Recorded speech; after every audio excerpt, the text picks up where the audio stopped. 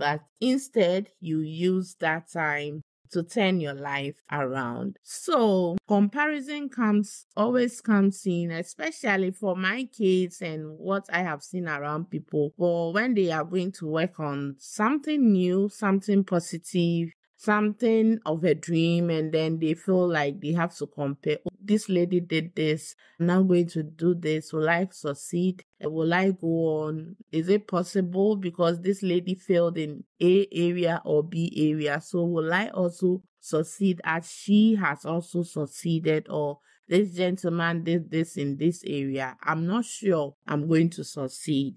So that's where comparison comes in. And usually they move together with doubt, with fear, with imposter syndrome. Yeah, it's a family thing. So when this comes and it goes, another thing will come, and then it has to affect your life, make you confused whether to move forward or to refrain. But in today's episode, it's more about pushing you further to the elevation state where you train your mind to achieve your dreams and stop the comparison. So now, how do we overcome this comparison? First of all, we have to understand the root cause. So before we dive into how to stand against comparison, we must understand the cause, the roots. So it often comes in when we feel like we lack something. When you feel like you lack something, there's like, if I had money, I could have achieved this dream. If I had someone who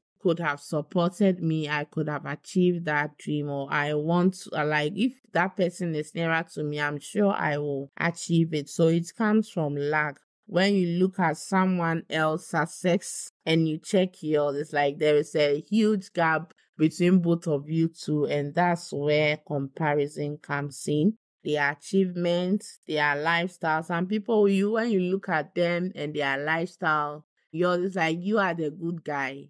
Theirs are the bad, but still it is moving on smoothly and great with them. They are cheating, but yet they are succeeding. And you decided to be a woman of discipline, a man of discipline. So you are not cheating. And when you check how they are successful with their things, you feel like, why? Like, when I compare these people, they are not doing the right thing, but they are succeeding. That's also where comparison comes in your life. So the truth is, someone else's success does not take away yours, but we all have the part that we have to partake, we have to endure, push forward. And when someone's timing comes in the morning and yours come in the evening, it doesn't mean that the distance from the morning to the evening is long, so yours is a failure or you have failed because your timing is not up.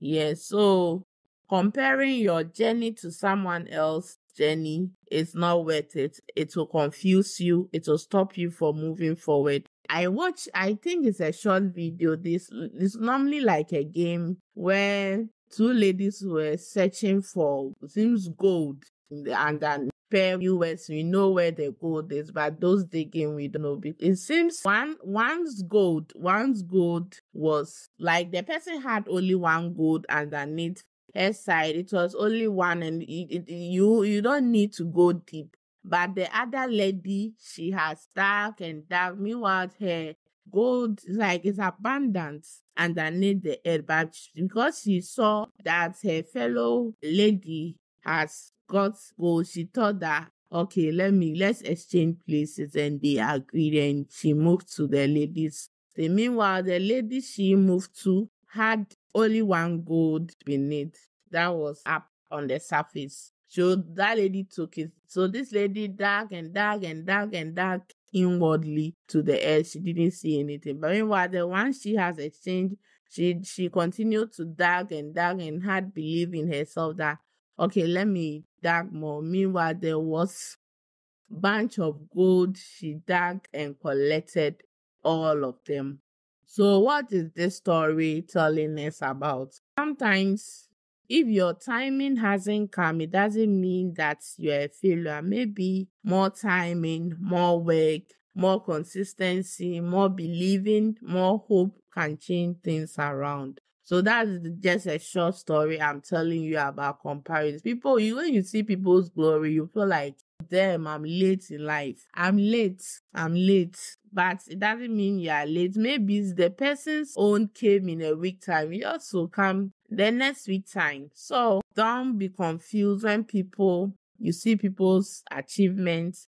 It's too appealing to the eye that you feel like you are a wasteland. You're a wasteland and you have to follow their path. Maybe that is not your purpose, or that is not where you have to go to achieve your thing. So the understanding where your roots of comparison, is it true lack? Is it true experiences that have led you to believe that you have to compare yourself with other people? Is it because of a family culture? There are certain family, everything that you do, they'll compare you with other people, whether positive and negative. Negative is too much. Like they will tell you that this lady's friend is doing this. This lady's daughter has done this. Why? Or is it that you are not doing anything like hers? Meanwhile, she had a time, she has an achievement, yours too will come. So when you know the cause, that if it's from the people around you who makes you believe and have the thoughts of comparison, you have to also advise yourself or minimize your conversation or your relationship with them. And also, if you see that it's from you are not secure, you have to also sit down, reflect, and find a way to reduce the comparison in your life. So one way we can train our mind is we are able to find that this is a problem in our life that we have to empower the mind to train our mind. So I'm talking about awareness. When you are aware that this is your problem, it is a good step, or it's a strong step for change. Yes, so self-awareness is very important. I know that sometimes it's very difficult for people to know that this is what I'm facing. This is my interest area, my hate, and this is the problem it's getting to my life. The effect it's bringing to my life, and I need to change. Sometimes it's difficult to find it when you know nothing about yourself. You know nothing about what you are. Sometimes when you know nothing, I'll advise you to read books. Read books like Win You, The Power of Unlimited Power by Tony Robbins, Win You by Me. Yes, when you read it, it will allow you to cultivate the habit of self-awareness, and other people around you can also prompt you that this thing also in your life is harming you. It's not going on well. It's like it doesn't move in line with what you do. When you do it, people see your bad side, so you have to be careful and vigilant. And also, with the power of journaling can also help you to realize or be self-aware. So if you are not self-aware, it means that everything that you do, you encounter, you have to write it down. So at the end of the day, you read it, and that you train your mind to be self-aware about yourself. Yes, you be self-aware about yourself.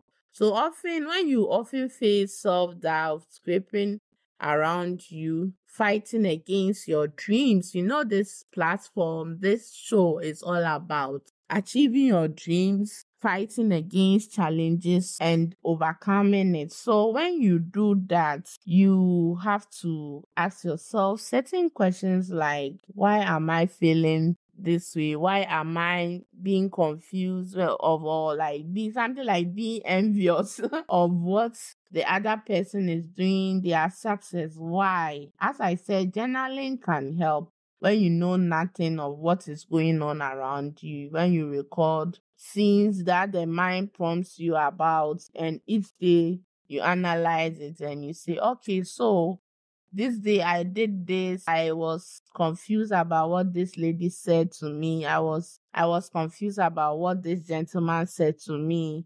And that created a thought in my mind to compare myself, to doubt my abilities. There are a lot of people out there, each day they say certain things to us that discourage us. You have to also write it down. If you can't be self-aware about yourself, these three things can help you. Read a book. Friends can prompt you. Journaling. It's like your friend in a notebook.